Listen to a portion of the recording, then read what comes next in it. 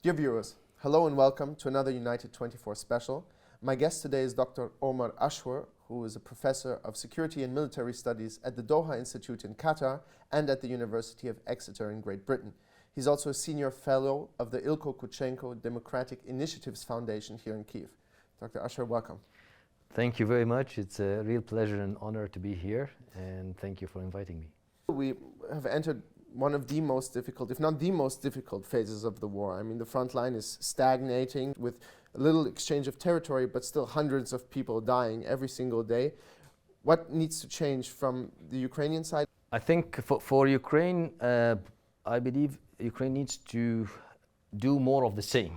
You know, it will need more Western weapons, and it's already pushing for that. So this is the time for the West to provide what's needed and to listen more, especially in terms of the qualitative training, because many of the training that went before in terms of combined arms training was not what Ukraine exactly needed, and the way how to put it in a diplomatic way, the Western allies have not fought a peer or a near peer enemy since a very long time. When did NATO forces clear trenches in very complex or faces very complex defensive conventional army well entrenched, and they're trying to do this without air superiority, without air parity, you know? When did they do this? And therefore they need to listen more. They need to listen to the military observers from the Ukrainian sides, from the front lines. But Ukraine needs to keep on pushing. There's also one other thing that needs, I mean, we can go branch by branch, but in terms of air defenses specifically. So since the Western defense industries are not that much ready to supply large quantities, I think, and Ukraine has a lot of Soviet and Ukrainian systems, S-300s, Buk Ms, others, Tors, others. Sterlas. Many of these, and these munitions, many of it's produced in Russia, right? So Ukraine will need them in terms of the future. So where can you find these stocks? Look in the so-called global south. Countries from Vietnam in the east all the way to Algeria in the west, and many, Angola, you know, many other countries in the so-called global south have these munition systems. And we're talking here not about hundreds of tons, but probably hundreds of tons, hundreds of thousands of tons in terms of ammunition and systems. And Ukraine will need to either get those or prevent Russia from acquiring them, because now Russia is having half a million tons, at least half a million tons of ammunition coming from North Korea, and Ukraine has some munition from South Korea. So you know we're expanding the scope and the scale of the alliances. And in that sense, Ukraine needs more friends as well.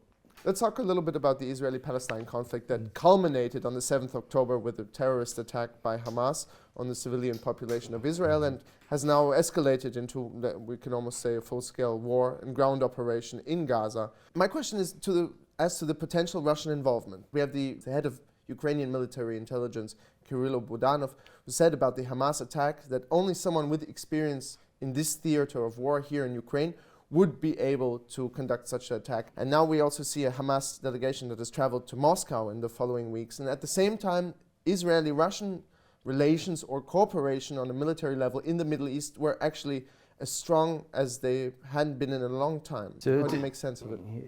Yeah, two things there. First, to put things also in perspective, you know, the Hamas-Russia relationship are much older than 7th of October attacks. So, you know, I think their first meetings officially was in 2006. So, you know, we're talking about over 15 years ago.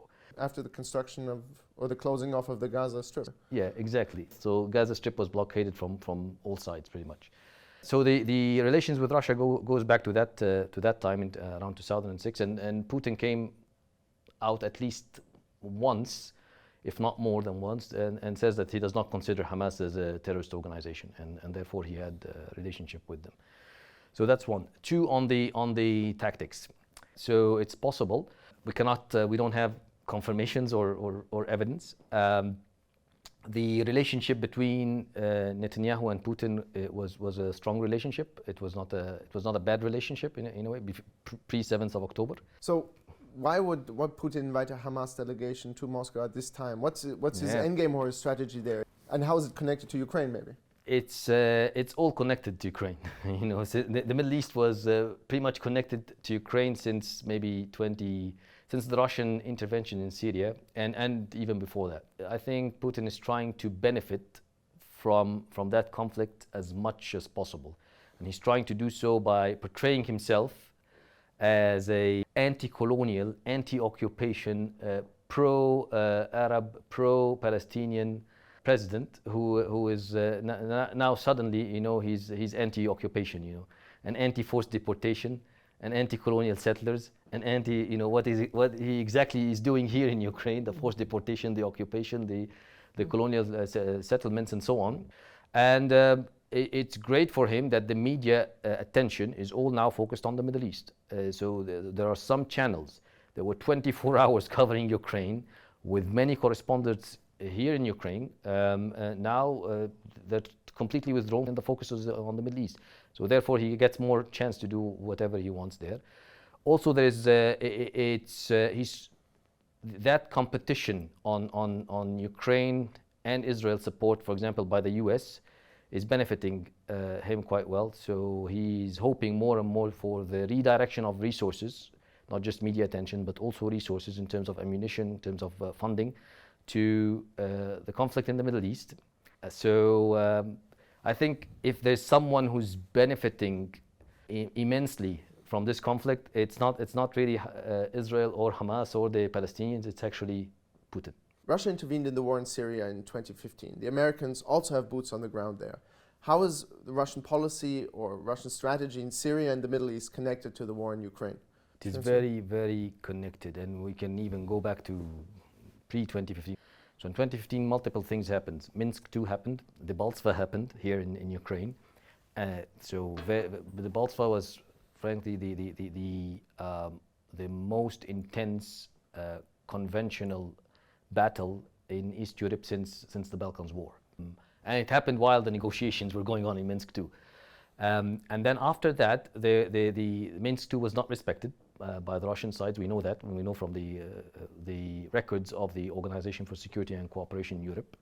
We know the amount of battery exchanges and company-sized firefights that was happening. Some of them exceeded 40 per day. We have, again, the recordings.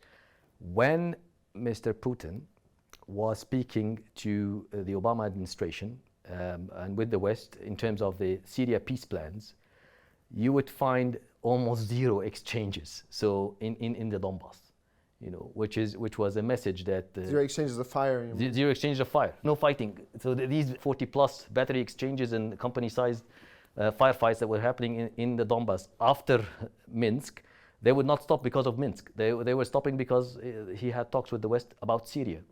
You know, and you can see the dates exactly. If you put the data with the dates, you will see like high, and then suddenly zero. Where is the zero?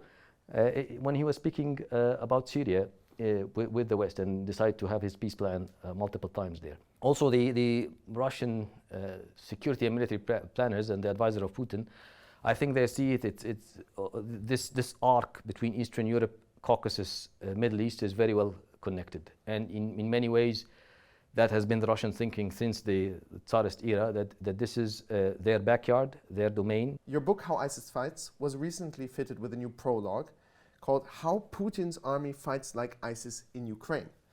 That's a bold statement. Explain yourself, maybe. Sure. So I'll go back a bit to 2016. I came here for a research project, and I was interviewing some of the soldiers who left Crimea, and they started to explain to me how Crimea fell in the hand of the Russian army. And I told them, I heard this story before. Back then, it was the story of Raqqa city in 2013, Syria. What was happening there was a series of senior infiltrations of both the regime and the rebel security structures by ISIS. And so it was a maskirovka in a way. A series of false front organizations, a series of explosions that were mysterious, and then kidnappings, assassinations of civilian leaders who can influence the population against ISI presence back then. And then also a more or less a series of psychological and information operations. And after finishing all this, the first time they took Raqqa in September of 2013, they just consolidated by force, by conventional force. They attained the victory by these mix of psychological infiltration, information operations, and a series of terrorist attacks. And then they secured the victory with conventional force. Fast forward to 2014 in Crimea, a series of destabilization operations, false front organizations, more or less attempting to infiltrate or successfully infiltrating security services, and after that trying to secure the victory with one of the largest air assault operations in the history of East Europe after 1945. And then after that, fast forward again to the Donbass, and then you see a series of, so ISIS were masters of IED warfare, of improvised explosive devices warfare. People forget, between January 2014, we have the data, till December 2015, the Russian-led forces and Russian-led forces in the Donbass used IEDs, including car bombs, over 600 times. So in less than 2 years, there was so basically a bomb every day. So also, and then fast forward to 2022, and you have here, according to the Ukrainian officials, over 18,000 IEDs and ordnance left around in Kyiv Oblast to cover the retrogrades, the retreats of the Russian forces, which is a very ISIS thing to do. But they left them in places like children parks, people's homes, houses, and so on. So just to inflict damage on the population as much as possible. Move on from the IED warfare to weaponizing sexual violence. ISIS attempted to weaponize rape and sexual violence and to destroy specific communities, including the Yazidis in northern Iraq. And we know the cases here. And the more you dig, the more you found out the amount in terms of the quantity, the sheer scale of sexual violations that happened in occupied territories, especially the liberated territories such as Kherson City. And also abusing religion in a way to weaponize it against the targeted populations. So what ISIS were very clever at is taking texts, religious texts out of or verses out of context, and then reinterpreting them, and then using multimedia to more or less sell them as if what they're doing is holy. And then you see what was happening, for example, Patriarch Kirill with giving an icon to General Zolotov, the head of the Rosguardia, more or less legitimating an occupation and blessing the weapons and the soldiers and so on. So abusing religion in a very destructive way. So if you put all this picture together, from the IEDs to the abusing religion to the sexual violence to the infiltration to the put all this and destabilizing and then trying to secure with the conventional weapons, this is how ISIS basically controlled over 120 towns and villages and cities between southern Philippines to Western Africa. It's a very cheap way of warfare, very criminal way of warfare, but very effective way of warfare. And if you want to make the comparison, when in Crimea, the Russian army did not lose much. They lost maybe one self-defense, so-called self-defense militiaman, but then controlled and took and occupied and then annexed one of the most geostrategic peninsula of Ukraine. And then when they used conventional, their entire force was destroyed. Does that answer your question? That answers my question. Dr. Ashour, thank you very much for joining us here. My pleasure, yeah, my pleasure.